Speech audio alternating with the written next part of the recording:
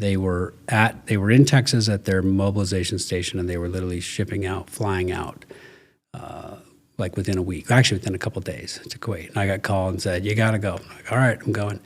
So I got a call. Actually, I got the call right before Christmas of 21, and it was for sure. I think that maybe December 28th. It was for sure. I can't recall exactly.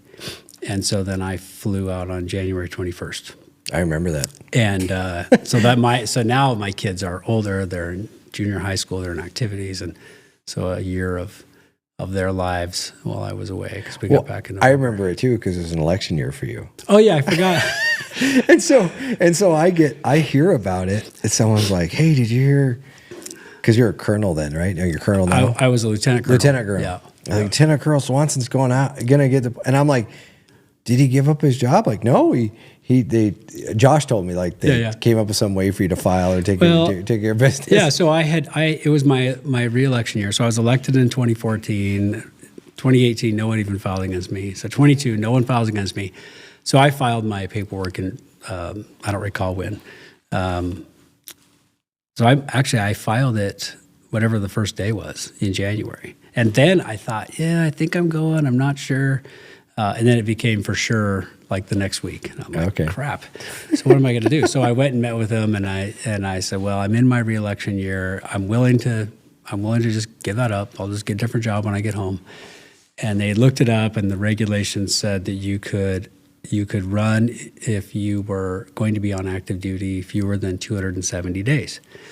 And they said, oh yeah, you'll be back long before that. Okay. All right, well, I'm going to do it then. So I get over there, and they're like, oh, yeah, we got extended. Oh, jeez. Which is how it is. Like every unit ever, we got extended. So I get over there, and like, oh, no, we got extended. So it was going to be like 285 days by the time I got home. And so I'm over the 270. So I applied. There was an exception in the regulation that said you can still be a candidate. You can't actively campaign, which I wasn't anyway. I was in the Middle East. How were you going to do it? You can't actively campaign, but you can have your name on the ballot if you get permission from the Secretary of the Army. So I apply through both the division commander who was over there as well as at home through the adjutant general. And we hear nothing. And I'm kind of going, oh, man, at some point, if this isn't going to work, I need to get out of the way so someone else can run. And so I set a deadline of sometime in June so that someone could apply and prior to them printing the ballots, because you got to send the ballots out, or it's not November. You got a backwards plan for absentee and all that. So I said, all right, I've got to pick a day in June, whatever it was, middle of June, and that's my day of either go forward or get out of the way. And so I was telling a friend of mine, I texted or emailed a friend of mine at home, and he said, well, have you heard an answer? And I said, no, I haven't heard an answer. It's been 3 months. And so he said, well, you need to ask Senator Daines.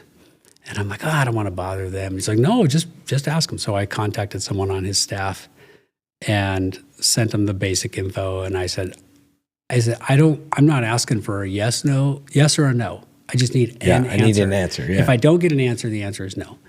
And so they said, well, we can't guarantee you a result, but we will ask them to at least give you a timely response. And I told everyone in all my paperwork, this is the day, sometime in June, I can't remember now.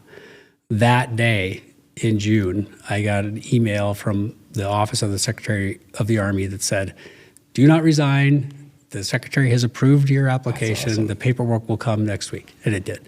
So I was literally probably 4 hours away from, I resigned as a county attorney and find someone else to run. Has this ever happened before? Like, I mean, I've never heard of it. Never happened to me before. Well, I mean, like in Montana, I mean, I've been around Montana politics and elected officials for a long time, and I just don't remember anything like that ever happened. It's a cool story. I think it was. It's not. There aren't a lot of military members that are also elected.